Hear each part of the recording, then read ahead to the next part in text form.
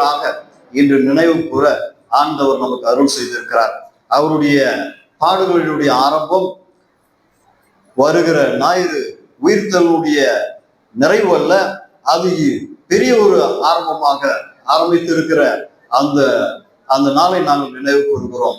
அதற்கு மேலாக ஆண்டவராக இயேசு கிறிஸ்துடைய பாடுகள், மரணம், உயிர்த்தல் மூலமாக அநேகர் ஞானஸ்தானம் என்று எடுத்திருக்கிறேன். அது ஒரு புதிய ஆரம்பம். எப்படி பரிசுத்த வாரம் குருத்தொலை ஞாயிறில் ஆரம்பிக்கிறதோ அதே போல கிறிஸ்தவ வாழ்வு ஞானஸ்நானத்தில் ஆரம்பமாகிறது. நீங்கள் தாயின் வயிற்றில் பிறந்தது ஒரு பிறவி, ஆண்டவருக்குள் மறுபடியும் பிறந்திருப்பது மறுபிறவி. அதுதான் மறுபிறப்பு என்று நாங்கள் சொல்லுகிறோம். அப்படியாக ஞானஸ்தானம் சிறு வயதிலிருந்து ஞானஸ்தானம் எடுத்தவர்கள் உண்டு, பெரிய வயதில் ஞானஸ்தானம் எடுத்தவர்கள் உண்டு. ஞானஸ்தானம் எடுத்தவர்கள் பெரியவர்களாயிருக்கலாம், சில வேளை சிறு குழந்தையாக ஞானஸ்தானம் எடுத்தவர்கள் இருக்கலாம்.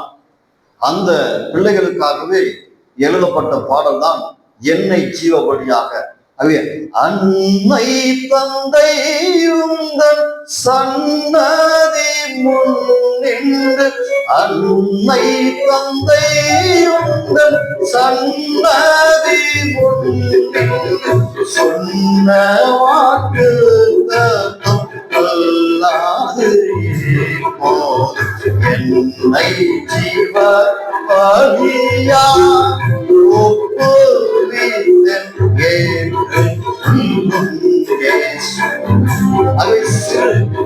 சிறு குழந்தையாய் இருக்கும் பொழுது ஞான தகப்பன் அல்லது மூப்பர்கள் சமூகத்தில் வைத்து கேட்கப்படுகிற கேள்வி, அது சிறு குழந்தையாய் இருக்கும், அதுக்கு ஒன்றுமே தெரியாது. கேட்கிற போதகர் கேட்பார், நீ பிசாசையும் அதனுடைய செயல்களையும் விட்டு விடுகிறாயா?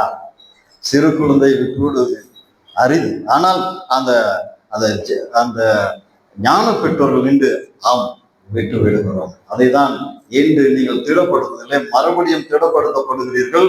லூத்தரன் விசுவாசிகளாக நாங்கள் ஞான உபதேசத்தை கற்றுக்கொண்டு எங்களுடைய சிறிய கத்தேசத்தில் காணப்படுகிற சகல 6 பகுதிகளில் கற்று ஞானஸ்நானம் என்றால் என்ன, திருவிருந்து என்றால் என்ன, பாவ மன்னிப்பு என்றால் என்ன, 10 கட்டளை மூலமாக நாங்கள் கற்றுக் கொடுக்கிற பாடம் என்ன, நாங்களுடைய ஜபத்தில் வருகிற கருத்துக்கள் எல்லாவற்றையும் கற்று நாங்கள் தேறினவர்களாக திருச்சபை முன்னதாக நீங்கள் உறுதிப்படுத்தப்படுகிறீர்கள். விசுவாசத்தில் உறுதிப்படுத்தப்பட்டு இந்த நாளிலே நீங்கள் திருச்சபையினுடைய அங்கத்தோராக மாத்திரமல்ல, புது உடன்படிக்கை சின்னமாகிய ஆண்டவராகிய சரீரத்திலும் ரத்தத்திலும் பானம் பண்ண ஒரு புதிய ஆரம்பத்தை இன்று நீங்கள் ஆரம்பித்தீர்கள். ஆகவே இந்த நாள் மிக அருமையான ஆசீர்வாத மகத்துவமான நாள். இந்த நாளிலே ஆண்டவராகிய இயேசு கிறிஸ்து லூக்கா 19ஆம் அதிகாரத்தின்படி எருசலேமுக்கு பவனி வருகிறார். லூக்கா 19:28 வசனம், இவைகள் அவர் சொன்ன பின்பு எருசலேமுக்கு புறப்பட்டு முந்தி நடந்து போனார். அவர் ஒலிவ மலை எண்ணப்பட்ட மலையின் அருகான பெத்வகே, பெத்தானியா என்னும் ஊர்களுக்கு சமீபித்த போது தம்முடைய சீசரில் 2 பேரை நோக்கி, உங்களுக்கு எதிரே இருக்கிற கிராமத்துக்கு போங்கள், அதிலே பிரவேசிக்கும் போது மனுஷரில் ஒருவனும் ஒரு காலம் ஏறியதான கழுதை குட்டியை கட்டியிருக்க காண்பீர்கள், அதை அவிழ்த்து கொண்டு வாருங்கள். அதை ஏன் அவிழ்க்கிறீர்கள் என்று யாராவது உங்களிடத்தில் கேட்டால் அது ஆண்டவருக்கு வேண்டும் என்று சொல்லுங்கள் என்றார். அனுப்பப்பட்டவர்கள் போய் தங்களுக்கு அவர் சொன்னபடியே கண்டார்கள் என்பது. ஆகவே இந்த நாளிலே ஒலிவ மலை அடிவாரத்தில் நடந்தேறுகிற ஒரு அற்புதமான நிகழ்வு. ஆகவே இந்த திடப்படுத்தலும் கூட இந்த ஞானஸ்தானம் ஒரு புதிய ஆரம்பமாக இருக்கிறது. நாங்கள் ஏற்கனவே சொன்னதை போல பரிசுத்த வாரம் இன்று ஆரம்பமாகும். இது ஒரு புதிய ஆரம்பம். இந்த பரிசுத்த வாரத்துடைய குருத்தோலை ஞாயிறு ஆண்டவராகிய இயேசு கிறிஸ்து பாடுகளுக்காக பவனி செல்லுகிறவராய் காணப்படுகிறார். ஆகவே இந்த ஊர்வலத்தின் உண்மைதான் என்ன? அநேக ஊர்வலங்களை நாங்கள் கண்டவர்கள், தலைவர்களாக இந்த அரசியல் ரீதியாக பல ஊர்வலங்கள் நடத்தப்படுகிறது. சிலர் சேர்க்கப்படுகிறார்கள், சிலர் கூட்டிய வரவழைக்கப்படுகிறார்கள். அந்த ஊர்வலம் நடந்து கொண்டிருக்கிறது. ஆனால் நாம் இன்று அந்த ஊர்வலத்தில் வருகிற உண்மை தன்மையை சரியாக புரிந்து கொள்ள வேண்டியவர்களாக இருக்கிறோம். ஆகவே இந்த ஒலிவ மலையில் ஆரம்பிக்கிற இந்த ஆரம்பம் ஆண்டவராகிய இயேசு கிறிஸ்து பாவிகளை ரட்சிக்க இந்த உலகத்துக்கு வந்தார் என்பதை நாங்கள் நினைவு கூறுகிறோம்.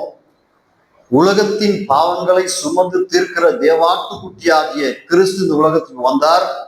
அவர் நம்முடைய பாவங்களை சுமக்க வந்தார் என்கிற அந்த செய்தி இந்த வாரம் முழுமை பெறுகிறதாய் காணப்படுகிறது. இந்த வாரம் ஆரம்பமாகி வருகிற ஞாயிற்றுக்கிழமை அது உயிர்த்தெழுதலின் உயர்வான ஒரு சிந்தனையை நமக்கு கொடுத்து, கிறிஸ்து உயிர்த்தெழாவிட்டால் உங்களுடைய விசுவாசம் வீணாயிருக்கும் என்று சொன்னபடி அந்த விசுவாசத்துக்குள்ளாக நாங்கள் மறுபடியுமாக ஒன்றிணைந்தவர்களாய் வாழ ஆண்டவர் இந்த பரிசுத்த வாரத்தை நமக்கு ஆரம்பித்திருக்கிறார் பிரியமான. ஆகவே இந்த நாள் ஒரு புதிய ஆரம்பம் நாளாய் ஞானஸ்நானம் எடுத்தவர்களுக்கு மாத்திரமல்ல, ஏற்கனவே ஞானஸ்நானம் எடுத்தவர்கள் கூட நாங்கள் ஆலயத்துக்கு வரும் பொழுது பிதா குமாரன் பரிசுத்த ஆவியின் நாமத்தில் என்று சொல்லுகிறோம். இங்கே ஞானஸ்நான தொட்டி வைக்கப்படுகிறது. அந்த ஞானஸ்நான தொட்டியை பார்க்கும் பொழுது, நான் ஞானஸ்நானம் எடுத்தவன், நான் பாவத்துக்கு செத்து நீதிக்கு உயிர்ப்பிக்கப்பட்டவன், ஆகவே என்னுடைய வாழ்வு இந்த ஞாயிற்றுக்கிழமை போல, இந்த பவனியினுடைய ஆரம்ப நாளை போல இன்று மறுபடியும் எனக்கு நினைவூட்டப்படுகிறது. நான் புதிய வாழ்வுக்காக அழைக்கப்படுகிறேன் என்று சொல்லி. ஆகவே பிரியமானவர்களே, இந்த ஆரம்பம் ஒரு ஆர்ப்பாட்டமாக ஆரம்பித்தாலும் கொல்கதா என்கிற மலையில் இது மிக கொடூரமான வேதனை நிறைந்த ஒரு நிகழ்வாக நிறைவு பெறுகிறதை பார்க்கிறோம். ஆகவே ஆண்டவராகிய இயேசு கிறிஸ்துவுடைய இந்த ஆர்ப்பாட்டமான இந்த ஊர்வலம் இந்த மக்களால் நிராகரிக்கப்பட்டு, இவனை அகற்றும், இவன் ஒழிக என்று சொல்லி இயேசு கிறிஸ்துவை போற்றினவர்களே அவரை இகழ்ந்தவர்களாக அவரை சிலுவையில் அறைய ஒப்பு கொடுத்ததை நாங்கள் பார்க்கிறோம். இதில் நாங்கள் எவ்விதமான மக்களாய் இன்று நாங்கள் வாழ்ந்து கொண்டிருக்கிறோம். ஒரே ஊற்றுக்கண்ணில் தித்திப்பும் கசப்பும் வர முடியாது. நாங்கள் ஆண்டவரை போற்றி துதிக்கிறவர்களாக தொடர்ந்து வாழ வேண்டும் என்று ஆண்டவர் விரும்புகிறார். ஞானஸ்நானம் ரட்சிப்பின் பாத்திரத்தை ஏந்தி நாங்கள் ஒவ்வொரு நாளும் துதிப்பாட வேண்டியவர்களாய் இருக்கிறோம். ஆகவே இந்த எருசலேமின் மக்கள் கூட்டம் கூடி அவருடைய உலக மீட்புக்காக அவரை போற்றினார்கள். இந்த ரோம ராஜ்யத்திலிருந்து விடுதலை வர வேண்டும் என்று சொல்லி அவர்கள் போற்றினார்கள். அது நடந்தேறாத பட்சத்தில், அவர்களுடைய நினைவுகள் சிந்தனைகள் நிறைவேறாத நேரத்தில் அவர்கள் இகழ்ந்தார்கள். ஆகவே எங்களுடைய வாழ்க்கையிலே ஆண்டவராகிய இயேசு கிறிஸ்துவை நீங்கள் ராஜாவாக ஏற்றுக்கொண்டிருப்பது உண்மையானால், நீங்கள் அவரை எப்படி இன்று உங்களுடைய உள்ளத்தில் ஏற்றுக்கொள்கிறீர்கள்? எருசலேமின் பவனிலே பெத்பெகே என்கிற நகரத்துக்கு வருகிறார். பெத்பெகே நகர் என்ற பெயருக்கு பழுக்காத அத்திப்பழ வீடு என்று பொருள். பழுக்காத அத்திப்பழ வீடு. இன்னொரு டிரான்ஸ்லேஷன் சொல்லுகிறது திருப்பி போடாத அப்பம். நம்ம மொழியில் சொன்னா அரவேக்காடு. அப்பம் திருப்பி போடாத அப்பத்தை சாப்பிட முடியாது. முழுவா 2 பக்கம் வந்திருந்தா தான் சாப்பிடுவோம். அதே சில நேரங்களில் நாங்கள் எங்களுடைய துதி சத்தம் நன்றாக இருக்கிறது. சில வேளைகளில் எங்களுடைய வாழ்க்கையிலே துன்பங்கள் வேதனைகள் வரும் பொழுது நாங்கள் சோர்ந்து போகிறோம். ஆகவே எல்லா சூழ்நிலைகளிலும் நாங்கள் மனரம்யமாய் இருந்து ஆண்டவரை துதித்து மகிழ்ந்து அவரை போற்ற நாங்கள் அழைக்கப்பட்டிருக்கிறோம் பிரியமானவர்கள். அன்றைய கால வழக்கத்தின்படி ராஜாக்களும் பிறப்புகளும் குதிரை மேல் வருவார்களானால் அவர்கள் போரிட வருகிறார்கள் என்று அர்த்தம். ஆனால் அவர்கள் ஒரு கழுதை மேலோ கோவேறு கழுதை மேல் அவர்கள் வருகிறார்கள் என்று சொன்னால் சமாதானத்தை கூறி அறிவிக்கிறவர்களாக வருகிறார்கள் என்று சொல்லி அது அர்த்தப்படுகிறதாய் காணப்படுகிறது பிரியமான. அதைதான் சகரியா 9வது அதிகாரம் 9வது வசனம் சொல்லுகிறது.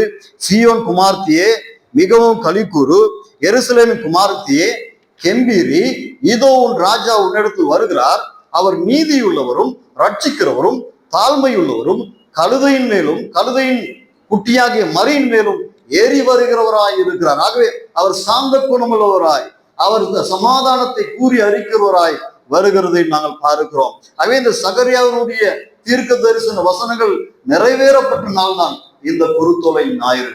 அதை தான் இன்று நாங்கள் நினைவு கூறு கொண்டிருக்கிறோம். ஆகவே அவர் சமாதானத்தை உண்டு பண்ணுகிறவராக வருகிறார். லூக்கா 19வது அதிகாரம் 38வது வசனத்திலே அவருடைய எல்லோரும் அவரை பாடி துதிக்கிறதை நாங்கள் பார்க்கிறோம். உன்னதத்தில் தேவனுக்கு மகிமை என்று சொல்லி அவரை பாடி துதித்ததை நாங்கள் பார்க்கிறோம் பிரியமானவர்களே. ஆகவே யோவான் 12வது அதிகாரத்திலும் இந்த குருத்தோலை பவனியை குறித்து அழகாக வர்ணிக்கப்படுகிறது. அவர் சாந்த காந்த குணம் உள்ளவராய் அவர் பவனி வருகிறதை நாங்கள் பார்க்கிறோம். ஆகவே நாங்கள் அந்த பவனியிலே வருகிற ஆண்டவரை சாந்தமாய் ஏற்றுக்கொள்ள வேண்டியவர்களாய் இருக்கிறோம். நாங்களும் சாந்தமாய் இந்த உலகத்திலே நடந்து கொள்ள வேண்டியவர்களாய் அழைக்கப்பட்டிருக்கிறோம். கிறிஸ்துவின் சிந்தையை உங்களிலே இருக்க கடவுள் என்று பிலிப்பியர் 2வது அதிகாரத்தில் வாசித்தது போல அவருடைய வாழ்வு நமது வாழ்வில் பிரதிபலிக்கிறதாய் காணப்பட வேண்டும். இந்த குருத்தோலை ஞாயிற்றில் ஆண்டவர் தன்னை ஒரு ராஜாவாக, அவர் ராஜாதான், ஆனாலும் அவர் தன்னை தாழ்மைப்படுத்தினவராக நமக்காக பாடுகளை மரணத்தை ஏற்றுக்கொண்டவர்களாக பவனி வருகிறதை நாங்கள் பார்க்கிறோம். தன்னை தாழ்த்தினார். அதான் பிலிப்பியர் 2வது அதிகாரத்திலே நாங்கள் வாசிக்கிறோம். அவர் மரணத்தின் முடிவு பரியந்தம் தன்னை தாழ்மைப்படுத்தினார் என்று சொல்லி மரணத்தின் முடிவு பரியந்தம். ஆகவே எங்களுடைய வாழ்க்கை ஆரம்பமாயிருக்கிறது. ஆகவே எங்களுடைய பவனி பொழுது சென்று கொண்டிருக்கிறது. இயேசுவை நாங்கள் காண சென்று கொண்டிருக்கிறோம். முடிவு பரியந்த நிலை நிற்பவனை ரட்சிக்கப்படுவான் என்று சொல்லுகிற பிரகாரமாக நாங்கள் எங்களுடைய வாழ்நாளில் இந்த வாழ்க்கை பயணம் அல்லது இந்த வாழ்வின் பயணம் தொடர்ச்சியாக அவரை சார்ந்ததாக, அவரை நோக்கி செல்லுகிறதாய் காணப்பட வேண்டும். பிரியமானவர்களே, இந்த இஸ்ரவேல் ஜனங்கள் அல்லது யூத ஜனங்கள் இப்படி வரவேற்பதற்கு பல காரணங்கள் இருக்கு. இஸ்ரவேல் வரலாற்றிலே, யூத வரலாற்றிலே யூதாஸ் மக்காபியஸ் என்கிற ஒரு பெரும் தலைவன் இருந்தார். அந்த பெரும் தலைவன் அந்த யூத ஜனங்கள் அடிமைப்பட்டிருக்கும் பொழுது அந்த ஜனங்களை அந்த எதிரிகளிடத்திலிருந்து விடுதலையாக்குகிறான். ஆகவே யூதா மக்காபியஸ் அந்த வெற்றியை பெற்றுக்கொண்டு அவன் வரும்பொழுது மக்கள் எல்லோரும் என்ன செய்கிறார்களாம்? ஆடைகளையும் மரக்கிளைகளையும் பரப்பி வரவேற்றார்கள் என்று யூத வரலாறு சொல்லுகிறது. ஆகவே இந்த வரலாறு தான், இதனுடைய பிரதிபலிப்பு தான் ஆண்டவராகிய இயேசு கிறிஸ்து ஒரு ராஜாவாக ஏற்றுக்கொள்ளப்படுகிறார். அவர் எல்லா விதமான அற்புதங்களை செய்திருக்கிறார். ஆகவே இவர் தான் மேசியா, இவர் தான் எங்களுக்கு உலகப்படியான ரட்சிப்பை கொடுக்கக்கூடிய உன்னதமான ஆண்டவர் என்று விசுவாசித்து அவர் செய்த அற்புதங்களை அறிக்கிட்டு அவர் லாசருவை உயிரோடு எழுப்பின காரியங்களை புகழ்ந்து பாடி போற்றி அவரை வரவேற்கிறதை நாங்கள் பார்க்கிறோம். பிரியமாக, அது உண்மைதான். அந்த அறிக்கையிடுதல் உண்மைதான். அவர் உன்னதமானவர் தான், அவர் ராஜா தான், அவர் அற்புதங்களை செய்தவர் தான். அவர் இவர்கள் நினைக்கிற பிரகாரமாக உலக ரீதியான ஒரு விடுதலை கொடுப்பதற்காக அவர் வரவில்லை. அவர் உன்னதத்தில் நாம் அனைவரும் அவரோடு வாழ வேண்டும், என்னுடைய பிள்ளைகள் அனைவரும் பிதாவாகிய கடவுளோடு ஒப்புரவாக வேண்டும், சமாதானத்தை கொடுக்க வேண்டும், சமாதானத்தில் வாழ வேண்டும், பிரிவினை நீக்க வேண்டும், தேவனோடு ஐக்கியப்பட வேண்டும் என்கிற அந்த உறவின் பாலமாக அவர் மத்தியஸ்தராக வருகிறதை நாங்கள் பார்க்கிறோம். ஆகவே நாங்களும் கூட எங்களுடைய வாழ்க்கையில கிறிஸ்துவை நாங்கள் வேறு விதமாக நாங்கள் எதிர்பார்க்கிறோம். ஆகவே எங்களுடைய வாழ்க்கையில கிறிஸ்துவை குறித்து நீங்கள் என்ன சிந்தித்துக் கொண்டு இருக்கிறீர்கள்? கிறிஸ்து யார்? அவர் என்னுடைய வாழ்க்கையில் என்ன செய்து கொண்டிருக்கிறார்? எனக்கும் இயேசுக்கும் என்ன உறவு என்று நாங்கள் உறவு செய்கிற நாளிலே சிந்திக்க வேண்டியுள்ளோம். நான் இயேசுவை ஏன் ஆண்டவராக ஏற்றுக்கொண்டு இருக்கிறேன், அவருக்கும் எனக்கும் என்னதான் உறவு என்று சொல்லி சரியான தீர்மானத்தோடு இந்த பவனி செல்ல வேண்டியதா இருக்கிறது. பிரியமானவர்கள், ஆகவே முன்னடப்பாரும் பின்னடப்பாரும் ஆகிய திரளான ஜனங்கள் தாவீதின் குமாரனுக்கு ஓசன்னா, கர்த்தரின் நாமத்தினால் வருகிறவர் ஸ்தோத்தரிக்கப்பட்டவர், உன்னதத்தில் ஓசன்னா என்று சொல்லி ஆர்ப்பரித்தார்கள். ஓசன்னா என்றால் கர்த்தாவைகள் விடுதலையாக்கும் ரட்சியம் என்று சொல்லி அவர்கள் ஆர்ப்பரித்ததை நாங்கள் பார்க்கிறோம். ஆகவே அவர்கள் ஆர்ப்பரிப்பு உலகப்படியான ஆர்ப்பரிப்பாய் காணப்பட்டது. ஆனால் இப்பொழுது நாங்கள் ஓசன்னா பாடுவோம் என்று சொல்லி நாங்கள் பாடுகிறோம். ஆண்டவரே ரட்சியம், ஆண்டவர்களை ரட்சித்து விட்டார், ஏற்கனவே நீங்கள் மீட்கப்பட்டு விட்டீர்கள், நீங்கள் இப்பொழுது பரிசுத்தமாக்கப்பட்டு கொண்டு இருக்கிறீர்கள். அந்த பரலோக பயணத்திலே ஆண்டவருடைய ரத்தத்தினாலும் அவருடைய சரீரத்தினாலும் நீங்கள் புதுப்பிக்கப்படுகிறீர்கள். ஆகவேதான் ஒவ்வொரு நாளும் நாங்கள் திருவிருந்துக்கு வரும்பொழுது ஆண்டவரை என்னை புதுப்பி, ஆண்டவர் ஒவ்வொரு நாளும் நம்மை புதுப்பித்துக் கொண்டிருக்கிறார். அந்த புதிய உடன்படிக்கைக்குள்ளாக ஆண்டவர் நம்மை எடுத்து சென்று கொண்டிருக்கிறார். ஆகவே இந்த வாழ்வில் நாங்கள் பரிசுத்தமாய் வாழ அழைக்கப்பட்டிருக்கிறோம். பிரியமானவர்களே, ஆகவே இந்த அருமையான நாளிலே ஆண்டவராகிய இயேசு கிறிஸ்து பிதாவினுடைய சித்தத்தை நிறைவேற்ற இந்த உலகத்துக்கு வந்தார். இதுதான் அவருடைய வாழ்வினுடைய முழு நோக்கமாக இருந்தது. நாமும் இந்த குருத்தோலை ஞாயிற்றில் குமாரனாகிய கிறிஸ்துவுடைய அடிச்சூடுகளை பின்பற்றுவதும் அவருடைய வார்த்தைக்கு கீழ்ப்படிந்து இந்த உலகத்தில் வாழ்வதுதான் என்னுடைய தலையாய கடமையாய் காணப்படுகிறது. அதை நாங்கள் இந்த குறுந்தொலை நாயகத்தில் நாங்கள் மறுபடியும் சிந்திக்க வேண்டும். நாங்கள் எங்கெங்கெல்லாம் அவருடைய சித்தத்தை தவறி இருக்கிறோம். ஆண்டவரே, எனது வாழ்க்கையிலே உடைய வசனத்துக்கு விரோதமாக எங்கே நடந்திருக்கிறேன்? இயேசு கிறிஸ்து மரண பரியந்தம் முடிவு பரியந்தம் அவர் நிலைக்கின்றாரே சுவாமி. நான் இயேசுவை சொந்த ரட்சகராக ஏற்றுக்கொண்டு எனது வாழ்விலே நான் இன்னும் பாவத்தோடு வாழ்ந்து கொண்டிருக்கிறேன். இன்னும் ஆண்டவருக்கு விருப்பமில்லாத செயல்கள் சிந்தனைகள் என்னிடத்தில் இருக்கிறது. ஆண்டவரே, இப்பொழுது என்னை மன்னியும் ராஜா. நான் மறுபடியும் இந்த பவனியை, என் வாழ்க்கை பயணத்தை உங்களுடைய உதவியோடு உதவி செய்ய ராஜா. நான் பலவீனமானவர், என்னால் ஒன்றும் செய்ய முடியாது, உம்மால் எல்லாம் கூடு ராஜா என்று சொல்லி அவரிடத்தில் நாங்கள் ஜெபிக்கும் பொழுது நிச்சயமாக அவர் உதவி செய்கிறவராய் இருக்கிறார். பிரியமானவர், எனவே நாமும் நம்மை தாழ்த்தி ஆண்டவரை உயர்த்தி முடிவு பரியந்தம் வாழ நாங்கள் அழைக்கப்பட்டிருக்கிறோம். ஆகவே நாங்கள் எதிர்கொண்டு போக புறப்பட்டு இருக்கிறோம். மனவாளனாகி ஆண்டவரை சந்திக்க அவர் வந்து கொண்டிருக்கிறார். ஆகவே வரும் நாளில் நாங்கள் அவரோடு சென்று பரலோகத்தில் பிதாவுடைய வலது பார்த்து வீட்டிருக்கிற ஆண்டவரோடு சேர்ந்து பரிசுத்தர் என்று சொல்லி அங்கே நாங்கள் போட்டு அழைக்கப்பட்டிருக்கிறோம். ஆகவே வரப்போகிற ஏற்கனவே வந்த மேசியாவை இஸ்ரவேல் ஜனங்கள் தவறாக புரிந்து கொண்டார்கள். ஆகவே நாமும் வரப்போகிற மேசியாவை தவறாக புரிந்து கொள்ளாமல் சரியாக புரிந்து அவரோடு வாழ நாங்கள் அழைக்கப்பட்டிருக்கிறோம். ஆகவே குருத்தோலை பிடித்து கொண்டு கர்த்தருடைய சந்நிதிக்கு வாருங்கள் என்று சொல்லி பழைய ஏற்பாட்டிலே நாங்கள் ஒரு வேத பகுதியை வாசிக்கிறோம். நீங்கள் சீக்கிரமா நான் உங்களுக்காக வாசிக்கிறேன். லேவிய ராகமம் 23வது அதிகாரம், லேவிய ராகமம் 23வது அதிகாரம் 40வது வசனம் இப்படியாக சொல்லுகிறது. முதல் நாளிலே அலங்காரமான விருட்சங்களின் கனிகளையும் பேரிச்சத்தின் ஓலைகளையும் தலைத்திருக்கிற விருட்சங்களின் களைகளையும் ஆற்றல் அரிகளையும் கொண்டு வந்து உங்கள் தேவனாகிய கர்த்தருடைய சந்நிதியில் 7 நாள் மகிழ்ச்சியாயிருங்கள் என்று சொல்லி. ஆகவே வெற்றி பெற்ற இஸ்ரவேல் ஜனங்களுக்கு அழைப்பு கொடுக்கப்படுகிறது. நீங்கள் வருஷந்தோறும் நீங்கள் இந்த இப்படியான ஆர்ப்பரிப்போடு நீங்கள் ஆண்டவருடைய சமூகத்துல வர வேண்டும், மகிழ்ச்சியாய் வர வேண்டும் என்று. மகிழ்ச்சியாய் இருப்பது உங்களுடைய பலன். ஆண்டவருடைய சமூகத்துல நீங்கள் வரும்பொழுது நான் ஞானஸ்நானம் பெற்றேன் என்று சொல்லி வரும்பொழுது நாங்கள் மகிழ்ச்சி, எங்களுக்கு விடுதலை ஆண்டவர் கொடுத்திருக்கிறார். ஓசனா என்று சொல்லி அழைத்த அந்த மக்களுக்கு விடுதலை எவ்விதமாக கொடுக்கப்பட்டதோ, அந்த உலக மக்களுடைய பாவத்தை சுமந்து இருக்கிற தேவாட்டுக்குட்டியாக ஆண்டவருடைய அந்த விடுதலை, அவர்கள் பாவிகளை ரட்சிப்பதற்காக வந்து இயேசு கிறிஸ்துவுடைய விடுதலை நம்ம அனைவருக்கும் கொடுக்கப்பட்டிருக்கிறது. ஆகவே அந்த விடுதலை பெற்றவர்களாக நாங்கள் ஒவ்வொரு நாளும் மகிழ்ச்சியோடு இந்த இடத்துக்கு வர வேண்டியவர்களாய். துக்கம் இருக்கலாம், வாழ்விலே சோதனை வேதனைகள் துன்பங்கள் இருக்கலாம், ஆனால் இங்கு வரும் பொழுது நான் கர்த்தருக்குள் மகிழ்ச்சியா இருக்க வேண்டும் என்று ஆண்டவர் விரும்புகிறார். ஆகவே இந்த பயணம் தொடர்ந்து கொண்டிருக்கிறது. கடைசியாக முடிகிற நேரத்தில் நீங்கள் வாசித்து பாருங்கள். வெளிப்படுத்தின விசேஷம் 7வது அதிகாரம் 9, 10. வெளிப்படுத்தின விசேஷம் 7வது அதிகாரம் 9வது வசனம் 10வது வசனம்.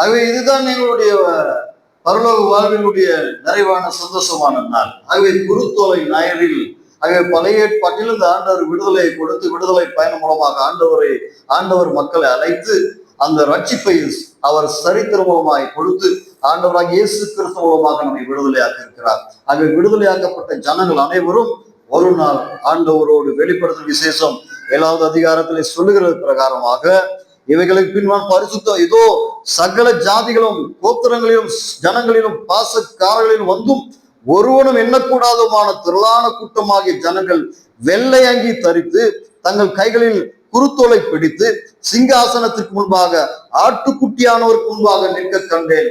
ஆகவே அங்கு நாங்கள் நிற்க ஆண்டவர் நம்மை அழைத்திருக்கிறார். அங்கு நிற்பதற்காக உங்களை பிதா குமாரன் பரிசுத்த ஆவியார் கடவுளுடைய திருநாமத்தினால் ஞானஸ்நானத்தை உத்திகரித்து அவருடைய திரு சரீரம் அவருடைய ரத்தத்தினால் உங்களை திடப்படுத்தி பலப்படுத்தி அதற்காக உங்களை ஆயத்தப்படுத்தி கொண்டிருக்கிறார் பிரியமானவர்களே. ஆகவே இந்த வாழ்வில் நாங்கள் ஆண்டவரை முழு மனதோடு உள்ளத்தில் ஏற்றுக்கொள்வோம். ஆண்டவருடைய சமூகத்தில் நிற்கிற நாள் வரைக்கும், நான் ஆண்டவருடைய சமூகத்தில் நின்று அவரை ஆர்ப்பரிக்கும் நாள் வரைக்கும் என் வாழ்வில் இருக்கிற எல்லா பாவங்களையும் விட்டு இந்த உலகத்தில் அவரோடு சேர்ந்து நான் பயணம் செய்வேன். என் ஆண்டவர் என்னோடு இருக்கிறார், நான் ஒன்றுக்கும் கவலைப்பட என்ற உணர்வோடு இந்த நாளை நாங்கள் அனுசரித்து தொடர்ந்து வருகிற காலங்கள் அனைத்திலும் ஆண்டவருடைய மகிமைக்காய் வாழ ஆண்டவர் தாமே கிருபை செய்வாராக. எல்லா புத்திக்கும் மேலான தேவ சமாதானம் உங்கள் இருதயங்களின் சிந்தைகளில் கிறிஸ்து இயேசுவுக்குள்ளாக நித்திய ஜீவனுக்குள்ளாக பலப்படுத்தி திடப்படுத்தி காப்பார்.